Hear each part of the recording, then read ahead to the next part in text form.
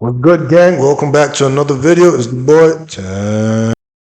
And today we're checking now signs of intelligence that people mistake for stupidity. Video by Chill Dude Explains. Let's get right into it and see what he says, right? Let's get right into it. Number 8. Nap time genius. Scientists found that taking a quick power nap can significantly boost cognitive function. When you drift off for just 10 to 20 minutes, your brain starts making connections that your awake brain completely misses. Your mind is basically playing matchmaker with random pieces of information while you're resting. One study showed that nappers were way better at solving tricky problems than the people who stayed awake. Even Lazy people would think that this is them now. You know the problem with this type of videos? As much as yes, it attracts the people who genuinely have these signs if they are plausible and if it's backed by research. It also attracts a lot of other people who just want to identify with that. They just want an excuse for their lifestyle. And so someone who just snaps a lot because they're just lazy, really. They're gonna watch this one and be like, yes, that's exactly what it is. I'm actually a genius. It's not that I'm lazy or apathetic to everything in my life. I'm just a genius, right? historical figures like Salvador Dali and potentially Albert Einstein were known for their creative naps. The technique involved holding an object that would drop and wake them as they fell into a deeper sleep.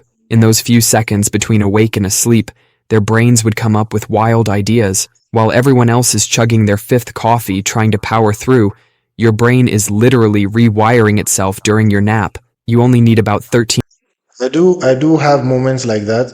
I like playing word games. It helps me go to sleep. So when I'm done with everything, I turn off my socials and I just like games offline and I'm just taxing my brain and then eventually I drift off. I find sometimes that I get stuck and I can't think of the word that would help me finish that particular level. But then as I'm dozing off, and then I jerk back awake because I realize, oh, I was doing something. Somehow in all that fog, I find the word. It's like my brain is relaxed enough to the point that it stops. Because when we think, we unknowingly put ourselves in a box. We're thinking, okay, we're trying to use one word or one letter to get the word. But like in that drifting, our brain is just like very creative during that space. I don't know if it's research backed, I don't know if this is science, but I do have an experience that might relate to this. minutes to get these genius level benefits. Timing is everything. Nap during that afternoon slump when your energy naturally dips. Keep it short. Anything longer than 20 minutes, and you can wake up feeling groggy. Number 7.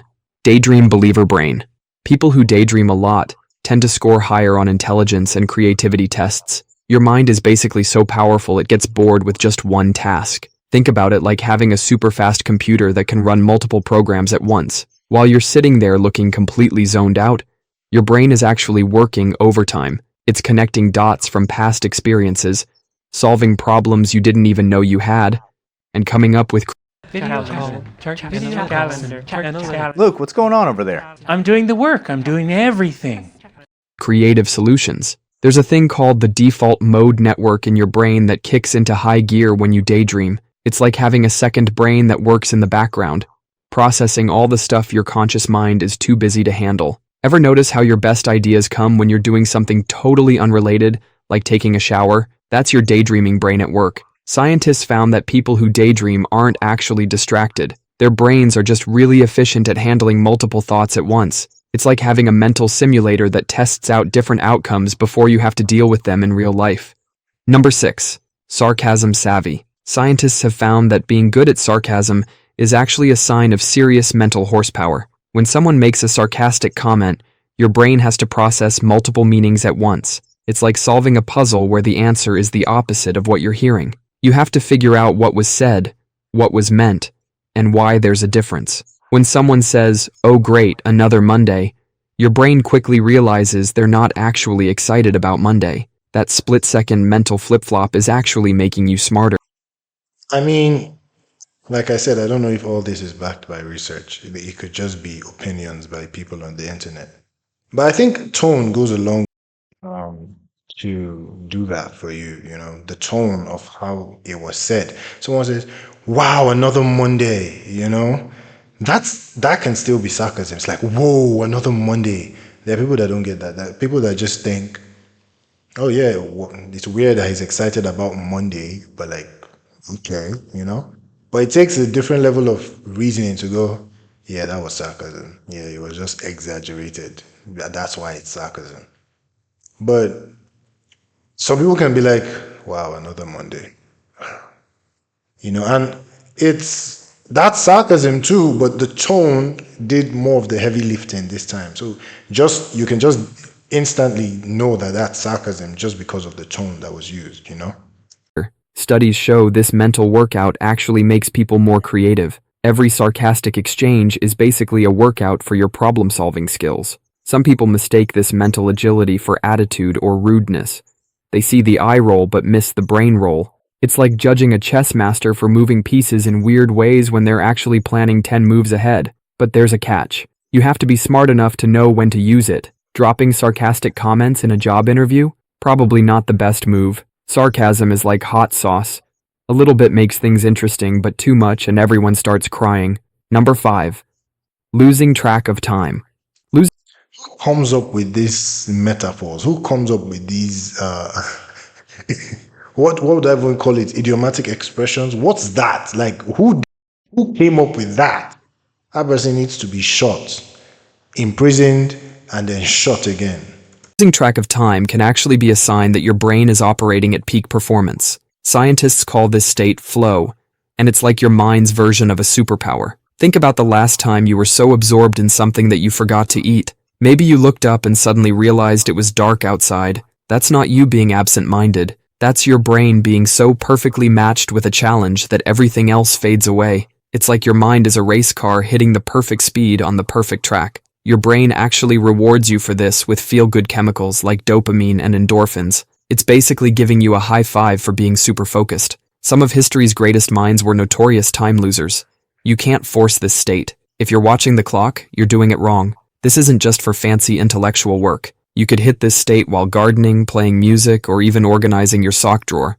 Yeah, the thing with flow is the minute you're trying, you're not gonna get it. Flow is effortless. It's the ability to slip into concentration and maximize your entire skill set effortlessly because you enjoy what you do and the effort that you're putting in matches the challenge in a weird way. So it's really not up to you. You should just let yourself get absorbed into things. But if you're waiting for flow, and that's the thing, you can't see flow coming and you don't know you're in flow until you're out of it. And it's like when you're done, when you come out, you're like, oh damn, that was what it was. But because you're trying to enter it and feel like you're in it, you're not gonna get it. Number 4. Productive procrastination. Scientists have found that some of the most brilliant minds in history were master procrastinators. When you're procrastinating on a big task, your brain is actually working on it in the background. It's like having a supercomputer running calculations while you do other stuff. Think of it like marinating meat. Sometimes you need to let things sit for a while to get the best results. Leonardo da Vinci was famous for jumping between projects. He would start painting something, then suddenly switch to designing flying machines, then go back to painting with fresh ideas. Yeah, creative people are like that. They're just so pulled in different directions because their brains are generating ideas like every minute, every second. The brain is something else interesting and exciting to work on, and so because of that, like, we tend to be very sporadic, very spontaneous with our creations. Like, 1 minute we're doing something, the next minute we're not doing it for a while, we're doing something else entirely, and then the next minute we're back. It's just that's just who we are, I guess. You finally tackle that task you've been avoiding. You often come up with better solutions than if you had forced yourself to do it right away. Your brain has been quietly connecting dots while you were busy organizing your sock drawer. The pressure you feel as the deadline gets closer, that's actually your brain's turbo. Somebody out here has an assignment to do very soon, has a project they need to work on and complete, has something that they need to do very quickly.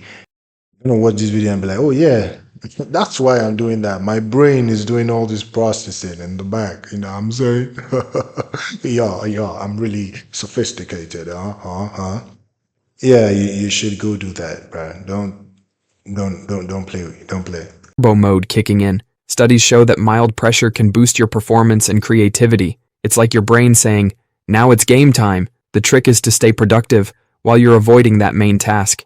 Instead of watching endless TikToks, tackle smaller related tasks. Maybe you can't write that essay yet, but you can organize your research notes. These little tasks keep you in the game while your brain works its magic in the background. Number 3. Deep dive decisions. Imagine being at a restaurant with a massive menu. Your friend picks the first thing they see, while you're still analyzing every option. You're not just looking at food choices. You're calculating calories, considering past experiences, thinking about your plans, and factoring in the restaurant's specialty dishes. This kind of in-depth analysis is actually a sign of high intelligence that often gets mistaken for slowness. Think of it like a chess master. While a beginner sees only the next move, a master is playing out entire games in their head. A study found that people who take longer to make decisions often end up being right more often. They're not slow, they're thorough. Our brains actually use more energy when we're doing these deep dives. It's like running a supercomputer that's analyzing millions of possibilities. So when people say you're just slow for taking your time with a decision, remember you're not being indecisive. Your brain is just running complex simulations that others might not even think about. Or you might actually just be slow.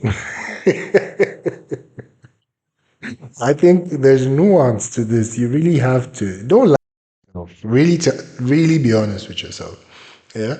If you are slow, don't try to delude yourself into thinking, oh, you're just very intelligent.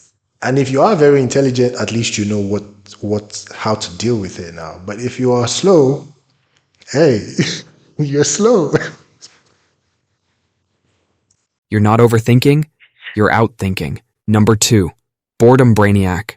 Highly intelligent people process information so efficiently that normal tasks can feel like watching paint dry. Imagine being forced to watch a movie in slow motion while everyone else thinks it's playing at normal speed. That's why these brainiacs often seem distracted or uninterested. Their minds are already 10 steps ahead. Their brains actually need more stimulation than average to stay engaged. It's like having a Yeah, I tend to enjoy movies that are avant-garde, movies that and I think some people too do. I don't really enjoy the run-of-the-mill. Maybe once in a while I sit down in the parlor or in the living room with my friends or family members, and then I guess because we're watching it together. But I'm not the type to seek out a movie on my own unless it's something brilliant, like Tenet, like Everything Everywhere All at Once. Movies that are so mind-blowing, mind-boggling. That it gives my brain a rush. Because every other thing I kind of like predict how the thing is going to end from just the beginning, and then it's boring because there's no novelty for me attached, especially when I get it right. pet cheetah and expecting it to be happy walking at turtle speed. Scientists have found that these quick-thinking minds release more dopamine when tackling new challenges. That's why they're always hunting for the next mental puzzle to solve. But this can look like laziness or a lack of focus to others who don't understand what's happening. Picture a race car driver stuck in rush hour traffic. All that power and nowhere to go. These people often get labeled as problem students or difficult employees because they can't stick to mundane tasks. Take Thomas Edison. His teachers reportedly found him a difficult student because he was bored out of his brilliant mind. These people aren't broken. They're just operating at a different speed than everyone else. Their minds are constantly connecting dots that others don't even see exist. Number 1. Unfinished projects. Imagine your desk covered with half-started ideas. Yeah, that last one too is kind of true because I notice I try to explain some things to people, and I'm like, "Can't you see that?"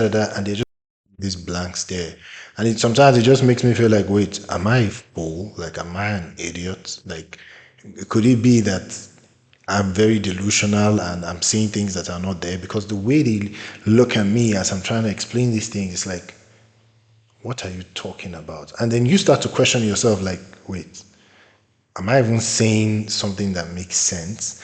But most times they just don't see it, no matter how hard you try to explain. And so, yeah, I think I agree with that too. Now, just because I agree with some of these things does not mean I consider myself. Well, actually, I do consider myself a genius, if you will. And by the way, I was just teasing about the other things. If you genuinely relate to these things, then yeah, it's. I think that's a good sign to discover. Some of the things you consider flaws in your personality or your mind are actually just byproducts of a gift that you were given, which is your mind. But if you are slow, Notebooks filled with scribbles, and projects in various stages of completion. Most people would look at this and think you can't finish anything, but your project graveyard might actually be a sign of a highly curious and creative brain. Think of your mind like a fireworks show. Each new idea is like a brilliant explosion of light, demanding attention before the next one takes over. Leonardo da Vinci, one of history's greatest minds, had hundreds of unfinished projects. His notebooks were packed with half-drawn inventions and incomplete sketches. Some of those unfinished ideas were centuries ahead of their time. Studies show that people who start multiple projects often have higher creativity scores because they are skilled at divergent thinking. They're not failing to finish.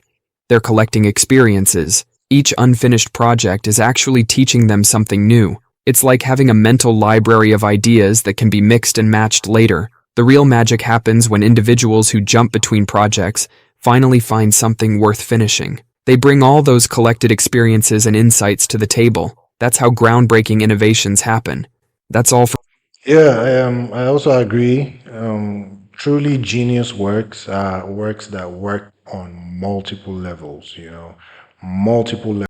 It almost seems like the artist or the inventor or the creator was just so ahead of his time or her time because of the way that it just works, especially for like written, this thing. Of course, scientific geniuses exist and all that, but especially like writing, you start to pick apart the paragraphs, the words, and it's like, damn, this guy was really talking about everything, and in truth, it was unconscious. They weren't consciously imputing all that. They just wanted to write that for some reason. It was intuition, and they didn't know because what our brains are just transmitters. We just download ideas from the stratosphere. So the more intelligent the mind, the higher the idea it can download. And so we just birth it, but they are not ours. They come through our lens, but they are not ours because we don't even know where they came from. But that's it for this video. I hope you enjoyed it. It's the boy 10. Smash the like button, smash the subscribe button, smash the share button, drop a comment if you will, and I'll see you in the next one. It's your boy. Peace.